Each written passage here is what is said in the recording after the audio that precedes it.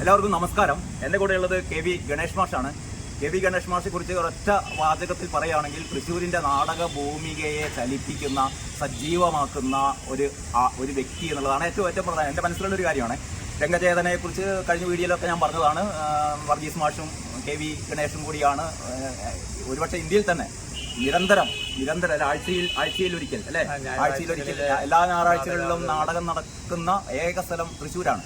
അപ്പം ഞാനൊരു കാര്യത്തിലേക്ക് കടക്കാം. ഞാൻ നിങ്ങളുടെ മുമ്പിൽ ഒരു കേരള സംഗീത നാടക അക്കാദമി കെ.വി. ഗണേഷ് മാഷിക്ക് ഒരു ബഹുമതി നൽകിയിരിക്കുന്നു. അഖില ലോക ശല്യക്കാരൻ, അതാണ് ബഹുമതി. ഈ കെ.വി. ഗണേഷ് എന്ന് പറയുന്ന നാടക പ്രവർത്തകൻ അഖില ലോക ശല്യക്കാരനാണ് എന്ന് കേരള സംഗീത നാടക അക്കാദമി പറയുകയാണ്. കേരള സംഗീത അക്കാദമിയുടെ തലപ്പത്തുള്ള കുറേ ബോറന്മാർ ഈ മനുഷ്യനെ ചിത്രീകരിച്ചത് ഇയാൾ മഹാശല്യക്കാരനാണ് എന്നാണ്. കാരണം ഏറ്റവും കൃത്യമായ കഴിഞ്ഞ ഇഫോക്ക് നമുക്കൊക്കെ അറിയാലോ. കഴിഞ്ഞ ഇഫോക്ക് ഇവിടെ നടത്തിയപ്പോൾ ഇഫോക്കിന്റെ നടത്തിപ്പ് സംബന്ധിച്ച് ഒരുപാട് പ്രശ്നങ്ങൾ ഉണ്ടായിരുന്നു. ഇഫോക്ക് നടക്കില്ല എന്ന് വരെ കരുതിയിരുന്നു. കാരണം സംസ്ഥാന സർക്കാരിന് എല്ലാ തോന്നിയ ദിവസങ്ങൾക്കും ചെയ്യാൻ ഇവിടെ പൈസയുണ്ട്. പറക്കാത്ത ഹെലികോപ്റ്ററിന് 4 മാസത്തെ വാടക 2.25 കോടി കൊടുക്കാൻ പിണറായി വിജയന്റെ കയ്യിൽ പൈസയുണ്ട്. പക്ഷേ ഇവിടെ നാടക കലാകാരന്മാരെ അവരെ പ്രചോദിപ്പിക്കാൻ വേണ്ടിയിട്ട്, അവരെ പ്രോത്സാഹിപ്പിക്കാൻ വേണ്ടി ഇത്തരം കാര്യങ്ങൾ എനിക്ക് തോന്നുന്നു അങ്ങനെ ഒരുപാട് പ്രശ്നങ്ങൾക്കൊടുവിലാണ് എങ്ങനെയെങ്കിലും ഒരു ഇഫോക്ക് തട്ടിക്കൂട്ടി നടത്തി.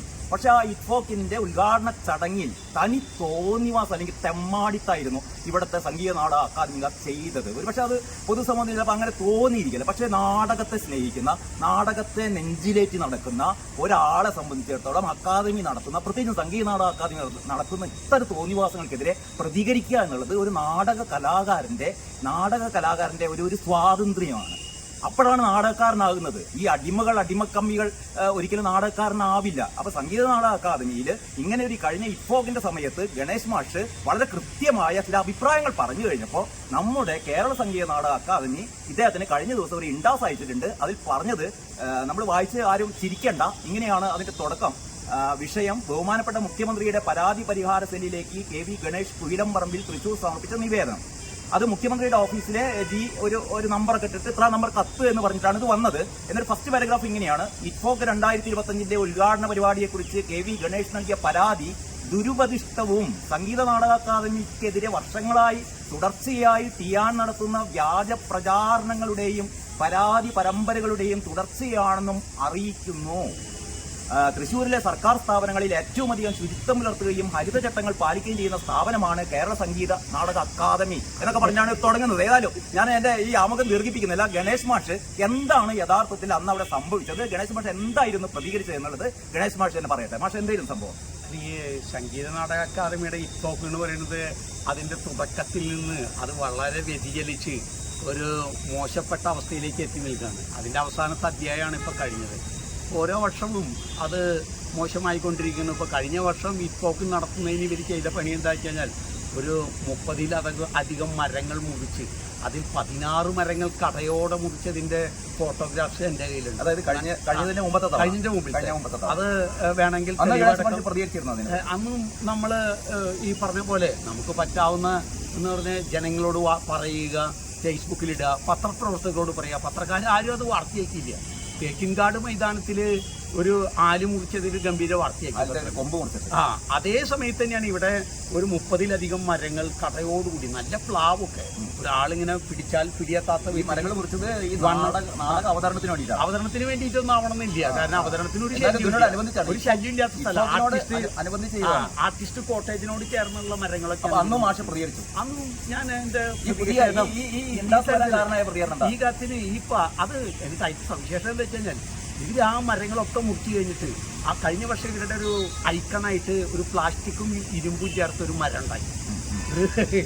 ഒരു എന്താ പറയാ, ഇവർ ചെയ്ത കുറ്റത്തിന് അവർ തന്നെ അറിയാതെ വരുന്ന ഒരു ആർട്ടിസ്റ്റിക് ആയിട്ടുള്ള ഒരു ഇതായിട്ടാണ് ഒരു കിളിയെയും കിളിക്കിരിക്കാനും കിളിക്ക് പഴവർഗ്ഗങ്ങളൊക്കെ കൊടുക്കുന്ന മരങ്ങളാണ് ഇവർ മുറിച്ച് മാറ്റിയത്. അത് കഴിഞ്ഞ വർഷത്തെ. ഈ വർഷം ഇവരെന്താ ചെയ്തിരിക്കുന്നതെന്ന് വെച്ച് കഴിഞ്ഞാൽ 100 കണക്കിന് ഹൈഡ്രജൻ ബലൂണുകൾ ഇങ്ങനെ വീർപ്പിച്ച് 2 മന്ത്രിമാർ, ഒന്ന് നമ്മളുടെ ബഹുമാനപ്പെട്ട കെ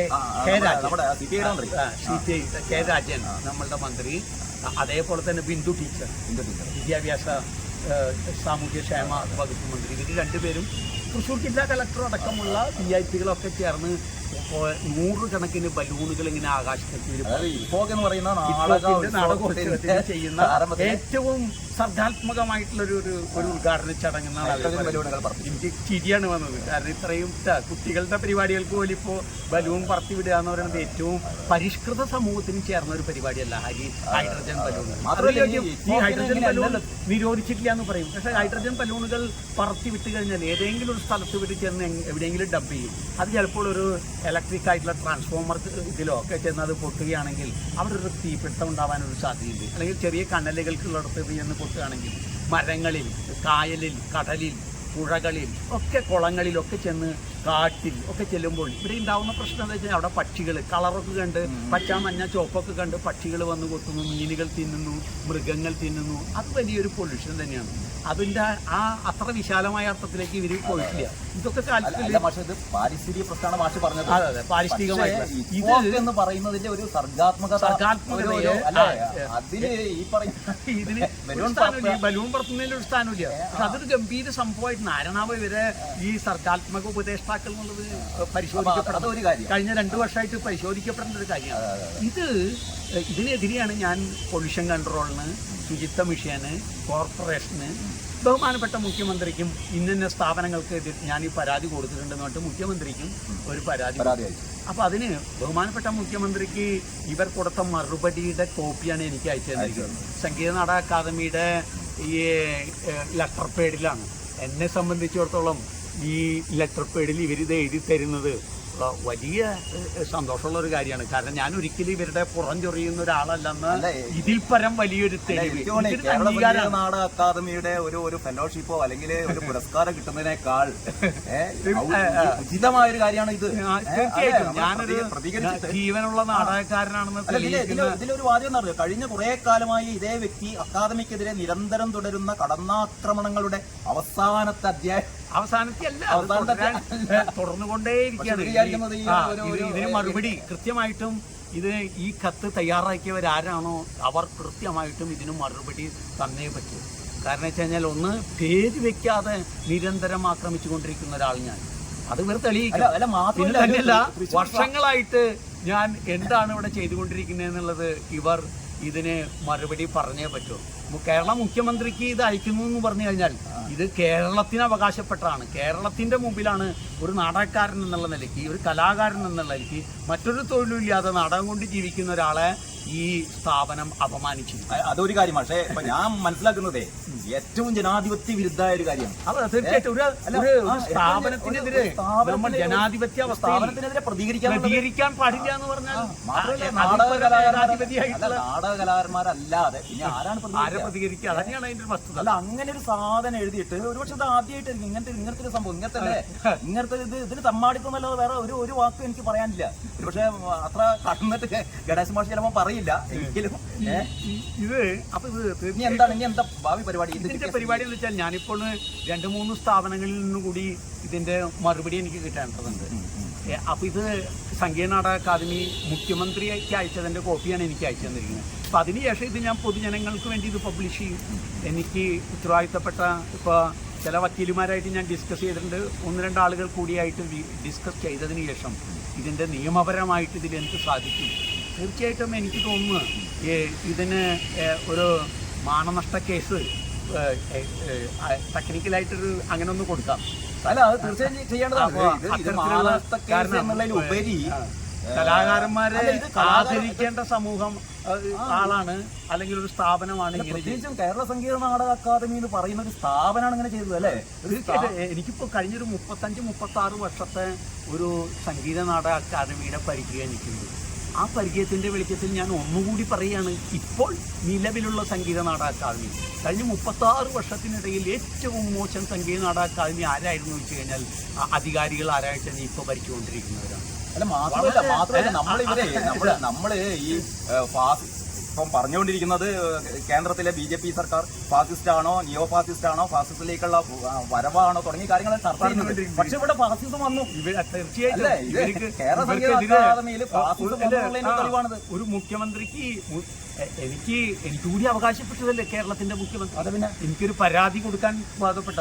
അപ്പൊ ആ മുഖ്യമന്ത്രിക്കാണ് ഈ കലാകാരൻ കഴിഞ്ഞ കുറേ വർഷങ്ങളായിട്ട് സ്ഥിരം ശല്യക്കാരനാണ്. എന്ത് ശല്യമാണ് ഞാൻ ചെയ്തതെന്ന് ഈ സംഗീത നാടക അക്കാദമിയുടെ പ്രസിഡന്റും ചെയർപേഴ്സണും സെക്രട്ടറി അടങ്ങുന്ന ആളുകൾ പറയുന്നുണ്ട്. അപ്പൊ ഏതായാലും പ്രിയപ്പെട്ട പ്രേക്ഷകരോട് ഏതായാലും ഗണേശ മാഷ് ഇത് സംബന്ധിച്ചുള്ള ഫോളോ അപ്പ് നടത്താൻ പോകുന്നു, അല്ലെങ്കിൽ കേസുമായിട്ട് മുന്നോട്ട് പോകാൻ പോകുന്നു. പക്ഷേ എനിക്ക് പറയാനുള്ളത് സംഗീത നാടക അക്കാദമി എന്ന് പറയുന്ന ഈ സ്ഥാപനം യഥാർത്ഥത്തിൽ ഇവിടുത്തെ നാടക കലാകാരന്മാരെ പ്രോത്സാഹിപ്പിക്കാൻ വേണ്ടിയിട്ടുള്ള ഒരു സംഭവമാണെന്നാണ് നമ്മളൊക്കെ മനസ്സിലാക്കിയത്. അതിന് പകരം ഇപ്പോൾ നടത്തുന്നത് ഇവർക്ക് ആവശ്യം എന്ന് പറഞ്ഞാൽ അടിമ കമ്മികളാണ് എല്ലാവരും എന്ന് പറയുന്ന, ആവണം എന്ന് പറയുന്ന ഒരു ഗൂഢ ഒരു ശ്രമമാണ് ഇതിൻ്റെയൊക്കെ പിന്നിലുള്ളത്. അതല്ല, നാടക കലാകാരന്മാർ മിണ്ടാതിരിക്കില്ല, അവർ തീർച്ചയായും പ്രതികരിക്കും. കാര്യം കൂടി എനിക്ക് ഈ കമ്മിറ്റിയുടെ ഒരു സവിശേഷത എന്താണെന്ന് വെച്ച് കഴിഞ്ഞാൽ നുണകൾ പറഞ്ഞുകൊണ്ടിരിക്കുക എന്നുള്ളതാണ് ഇവരുടെ ഒരു പ്രശ്നം. നിരന്തരം പല കാര്യങ്ങളിലും പല നുണകളിലും പബ്ലിക് മീറ്റിങ്ങുകളിലൊക്കെ ഇവർ പറയും. അത് കുറച്ച് കഴിഞ്ഞപ്പോൾ ഇപ്പോക്കിൻ്റെ കാര്യത്തിലടക്കം ഇവർ നുണയാണ് ആദ്യം പറഞ്ഞത്. വീണ്ടും അത് ഇപ്പോക്ക് ഓർഡറായി വന്നപ്പോൾ അതിനെ ഇവർ തിരിച്ചെടുത്തു. ഇങ്ങനെ നുണകൾ പറഞ്ഞുകൊണ്ടിരിക്കുക, നുണകളെ തിരുത്തിക്കൊണ്ടിരിക്കലാണ് ഈ പുതിയ കമ്മിറ്റിയുടെ ഒരു സവിശേഷത ഞാൻ കണ്ടിട്ടുള്ളത്. ഇത് അവർ പറഞ്ഞ നുണകൾക്ക് രേഖയായിട്ട് ഇപ്പോൾ അച്ചടിച്ച് ഒപ്പിട്ട് ഈ സംഗീത നാടകക്കാരുടെ ലെറ്റർ പേഡിൽ എനിക്ക് കിട്ടിയിരിക്കുകയാണ്. അപ്പോൾ ഈ നുണ ഇവർ തിരുത്തേണ്ടി വരും. ഈ നുണകൾ നുണ പറഞ്ഞുകൊണ്ടിരിക്കുന്നവർക്ക് അവർ പോലും അറിയാതെ അവർക്ക് ഒരു തെളിവായിട്ടാണ് ഞാൻ ഇതിനെടുക്കുന്നത്. ഈ തെളിവ് എനിക്കൊരു അംഗീകാരമായിട്ട് എൻ്റെ പൊതുജീവിതത്തിൽ നാടക പ്രവർത്തനത്തിൽ ഒരു അംഗീകാരമായിട്ട് ഞാനിതിനെ കാണുകയും കൂടി ചെയ്യുകയാണ്. ഒരർത്ഥത്തിൽ നിരന്തരം നാടകത്തിലും സാമൂഹിക വിഷയങ്ങളിൽ ഇടപെട്ടുകൊണ്ടിരിക്കുന്ന ഒരാളെന്നുള്ള എനിക്ക് ഇതിലും വലിയ അംഗീകാരമൊന്നും വേറെ എനിക്ക് കിട്ടാൻ. നമസ്കാരം മാഷ്, അത് തന്നെയാണ് എനിക്ക് പറയാനുള്ളത്. ഇവരുടെ ഒരു ശീലമായിട്ട് ആളുകളെ ഭയപ്പെടുത്തിക്കൊണ്ട് ഇവർക്ക് തോന്നിവാസം ചെയ്യാമെന്ന് ഇവർ കരുതുന്നുണ്ടായിരുന്നു. ഓരോ അധികാര സ്ഥാനത്തിരിക്കുന്നവർ അധികാരം ഉപയോഗിച്ച് മുന്നോട്ട് പോകാൻ പറ്റില്ല. അധികാരം ഉപയോഗിച്ച് ജനങ്ങളെ ഭയപ്പെടുത്താൻ പറ്റില്ല. കാരണം തൃശ്ശൂരിൽ KV ഗണേഷ് എന്ന് പറയുന്ന ഒരാൾ മാത്രമല്ല, ഒരുപാട് ഗണേഷ്മാരുണ്ട് ഇവിടെ. ഗണേഷ് മാഷ് ഇതിനെതിരെ ശക്തമായി പ്രതികരിക്കുന്നത് മാത്രമേ ഉള്ളൂ. ഒരുപാട് ആൾക്കാരുടെ മനസ്സിൽ കാര്യങ്ങളുടെ. ഏതായാലും ഈ വീഡിയോ ഇവിടെ അവസാനിപ്പിക്കുകയാണ്. നമുക്ക് ഇത്തരത്തിലുള്ള അക്കാദമികളുടെ കോമാളിത്തം എന്ന് വേണമെങ്കിൽ നമുക്കിതിനെ വിളിക്കാം. ഒരു കോമാളിത്ത നാടകമാണ് അക്കാദമി കളിക്കുന്നതെന്നാണ് എനിക്ക് തോന്നുന്നത്. ഏതായാലും എല്ലാവർക്കും നന്ദി, നമസ്കാരം.